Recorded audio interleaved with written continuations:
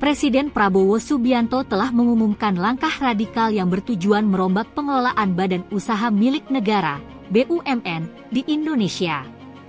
Visi Prabowo jelas, BUMN harus dikelola dengan standar internasional untuk meningkatkan kontribusi terhadap negara. Dalam dialog bersama Chairman Forbes, Steve Forbes, di Jakarta, Prabowo mengungkapkan dua kebijakan fundamental yang sedang berjalan. Mengubah regulasi, memungkinkan ekspatriat atau warga asing memimpin perusahaan BUMN. Rasionalisasi massal, memangkas jumlah BUMN secara drastis dari sekitar 1.000 menjadi hanya sekitar 200-an. Ini adalah terobosan kebijakan yang sangat ambisius. Mari kita bedah mengapa Prabowo mengambil langkah ini dan apa dampaknya bagi lanskap bisnis Indonesia. Ekspatriat jadi bos BUMN. 1. Membuka pintu kepemimpinan asing. Prabowo secara tegas menyatakan bahwa ia telah merombak aturan untuk membuka kesempatan bagi talenta terbaik global memimpin perusahaan negara. Saya sudah mengubah regulasinya, sekarang ekspatriat, non-Indonesia bisa memimpin BUMN kita. Jadi saya sangat bersemangat, kata Prabowo. 2. Mandat untuk Danantara. Presiden meminta Badan Pengelola Investasi, Danantara, untuk secara aktif mencari talenta terbaik dari dalam dan luar negeri untuk mengisi posisi kepemimpinan di BUMN. Tujuan utama dari kebijakan ini adalah untuk membawa keahlian, etos kerja, dan standar tata kelola kelas dunia ke dalam perusahaan plat merah, yang diharapkan dapat meningkatkan efisiensi dan profitabilitas. Rasionalisasi BUMN dari 1.000 menjadi 200. 1. Perintah rasionalisasi massal. Prabowo telah memberikan arahan tegas kepada CEO Danantara untuk melakukan rasionalisasi jumlah BUMN.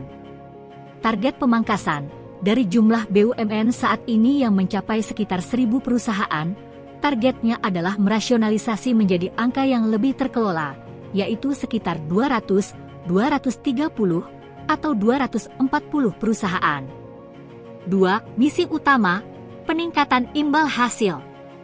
Motivasi di balik pemangkasan besar-besaran ini adalah finansial dan efisiensi. Dengan jumlah yang lebih sedikit dan lebih fokus, BUMN diharapkan mampu beroperasi lebih efisien. Target kinerja. Prabowo meyakini bahwa dengan rasionalisasi, imbal hasil BUMN kepada negara yang saat ini mungkin hanya 1% atau 2%, bisa meningkat, harus meningkat.